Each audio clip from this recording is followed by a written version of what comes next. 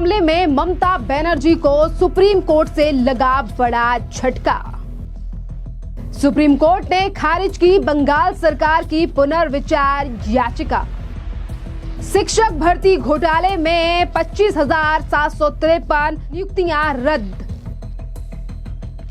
नमस्कार, स्वागत है आपका द न्यूज पर। मैं हूं आपके साथ शेरिन। जहां एक तरफ ममता बनर्जी की अनेक मुद्दों को लेकर लगातार पश्चिम बंगाल की जनता ममता बनर्जी पर उठा रही है सवाल, चाहे फिर वो हो महिला सुरक्षा या फिर एसआईआर पर टीएमसी का विरोध, तो वहीं दूसरी तरफ अब एसएससी मामले ने भी ममता बनर्जी की उड़ा दी है नींद, क्योंकि सुप्रीम कोर्ट से ममता बनर्जी को बड़ा झटका लगा है। जी हां, ममता बनर्जी की सरकार के द्वारा इस पूरे मामले पर जो तमाम याचिकाएं, पुनर्विचार याचिकाएं सुप्रीम कोर्ट में डाली गई थी, उन्हें आज सुप्रीम कोर्ट ने खारिज कर दिया है और शिक्षक भर्ती घोटाले में 25,753 जो नियुक्तियां रद्द कर दी गई थी वो अब बरकरार ही रहेंगी, क्योंकि पुनर्विचार याचिका पर पूरी तरीके से रोक लगा दी है सुप्रीम कोर्ट ने। आज सवेरे ही सुप्रीम कोर्ट ने पश्चिम बंगाल सरकार की उस पुनर्विचार याचिका को खारिज कर दिया, जिस पर 3 अप्रैल के फैसले पर पुनर्विचार की मांग की गई थी। और आपके लिए बता दें कि इस फैसले में 25,753 शिक्षक और गैर शैक्षणिक कर्मचारियों की नियुक्तियां रद्द कर दी गई थी कोर्ट के द्वारा, और शीर्ष अदालत ने पूरी भर्ती प्रक्रिया को दूषित और भ्रष्ट बताते हुए इसे दोबारा खोलने का कोई औचित्य नहीं समझा है और ये सीधे तौर पर कोर्ट के द्वारा बात की गई है, जिसके बाद ममता बनर्जी सरकार के द्वारा लगाई गई पुनर्विचार याचिकाओं को खारिज कर दिया गया है। न्यायमूर्ति संजय कुमार और न्यायमूर्ति सतीश चंद्र शर्मा की पीठ ने तमाम बड़े बयान दिए हैं और कहा है कि यह पुनर्विचार याचिकाएं पूरे मामले की पुनः सुनवाई की मांग करती हैं, जबकि तथ्य और कानूनी पहलुओं की पहले ही व्यापक रूप से समीक्षा हो चुकी है। और इसी पर उन्होंने कहा है कि इस पर फिर एक बार विचार करने की जरूरत नहीं है। पीठ ने यह भी स्पष्ट किया है कि 3 अप्रैल का निर्णय विस्तृत और बहस यानी कि काफी ज्यादा बहस होने के बाद मुद्दा चला, कई बार सुनवाई हुई, जिसके बाद कोर्ट ने 3 तारीख को यह निर्णायक फैसला लिया था और इन तमाम 25,753 भर्तियों को रद्द किया था। और अदालत ने पाया है कि पश्चिम बंगाल स्कूल सर्विसेज कमीशन यानी कि एसएससी ने मूल ओएमआर शीट्स और उनकी प्रतियां सुरक्षित नहीं रखी। इन त्रुटियों और अनियमितताओं को छिपाने के लिए अब इसके छुपाने के लिए फिर एक बार पुनर्याचिका पर विचार नहीं किया जा सकता है। और कोर्ट ने यह भी कहा है कि अब यह साबित हो गया है कि प्रक्रिया पूरी तरीके से समझौता यानी कि इस प्रक्रिया भर्ती प्रक्रिया पूरी तरीके से समझौते कर चुकी थी। पीठ ने कहा कि पूरी चयन प्रक्रिया को निरस्त करना आवश्यक था ताकि चयन प्रक्रिया की पवित्रता और सूचिता बनी रहे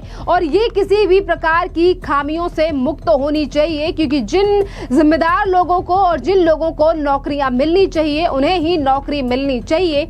और इसीलिए सुप्रीम कोर्ट के द्वारा पहले ही हाई कोर्ट के निर्देश पर ये तमाम चीजें दे दी गई हैं और इन तमाम नियुक्तियों को रद्द कर दिया गया था। अदालत ने माना है कि इससे कुछ निर्दोष अभ्यर्थियों को पीड़ा होगी, लेकिन स्पष्ट किया गया है कि फिर से एक बार चयन की प्रक्रिया में शुद्धता को बनाए रखना सर्वोपरि है और इसीलिए ये फैसला लिया गया था। अदालत ने अपने फैसले यानी कि फैसले को फिर एक बार दोहराया, जिसमें कुछ कर्मचारियों को आंशिक राहत दी गई थी, विशेषकर जो पहले से ही सरकारी विभागों या पर स्वायत्त निकायों में कार्यरत थे।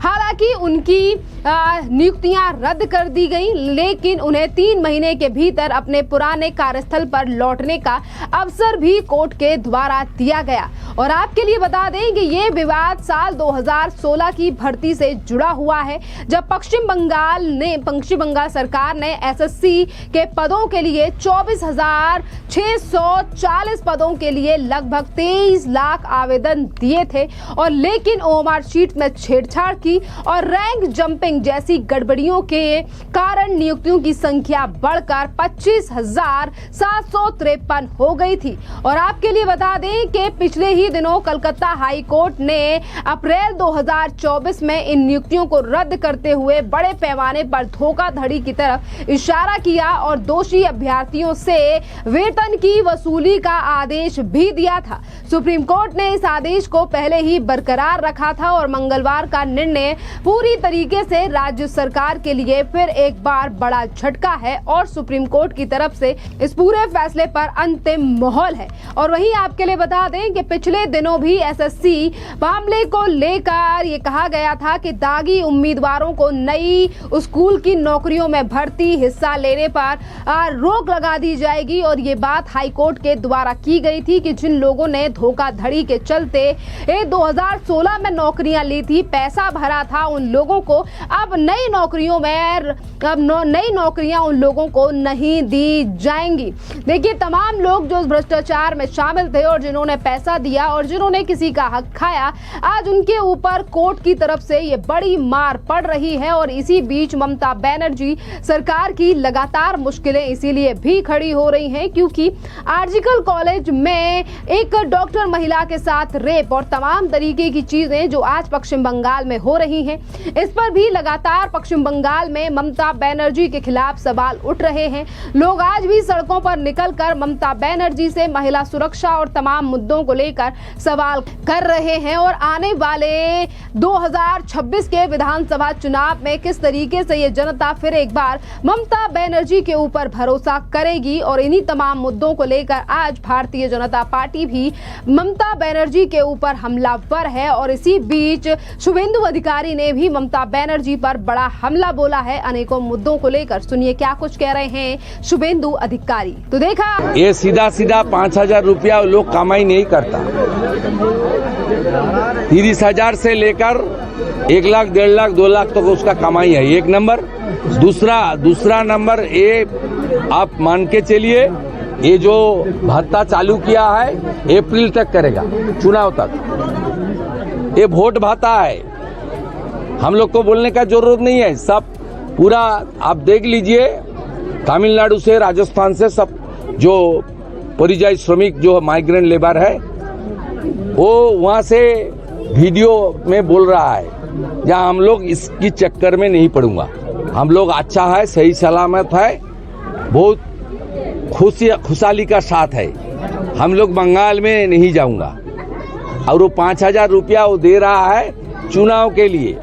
चुनाव खत्म, रुपया बंद। जैसे बंगाल में रूपश्री बंद हो गया, शिशु साथी बंद हो गया, जो क्रीमेशन का कॉस्ट होम्योपैथी स्कीम रुपया नहीं मिल रहा है, सब बंद हो गया। ये इलेक्शन के चक्कर में और 5,000 रुपया में कुछ नहीं होता है। यहाँ 100 kg राइस का भाव है 3,500 रुपीज। 5,000 रुपया में कुछ होने वाला नहीं है। हम लोग ममता बनर्जी को डेली 5,000 रुपया दूंगा, यहाँ से भाग के बंगाल को थोड़ा शांति दे। आपने कि किस तरीके से शुभेंदु अधिकारी ने ममता बनर्जी के ऊपर बड़ा हमला बोला है। और यहीं पर अगर ममता बनर्जी या आने वाले चुनावों को लेकर हम बात करें तो ये पहली बार नहीं है जब बीजेपी ने ये बात कही हो कि अब 2026 के चुनावों में ममता बनर्जी यहां से जाने वाली हैं। और यही मुद्दा कई बार भारतीय जनता पार्टी के नेता उठा चुके हैं कि इस बार 2026 का चुनाव ममता बनर्जी के लिए अंतिम चुनाव होने वाला है, क्योंकि ममता बनर्जी से काफी ज्यादा परेशान है पश्चिम बंगाल की जनता। खैर, इस एसएससी पूरे मामले पर सुप्रीम कोर्ट के द्वारा दिए गए फैसले और ममता बनर्जी सरकार की पुनर्विचार याचिकाओं को खारिज कर दिया गया है। और इस पूरे मामले पर आपकी भी जो राय हो, आप हमें कमेंट कर जरूर बताइए। धन्यवाद।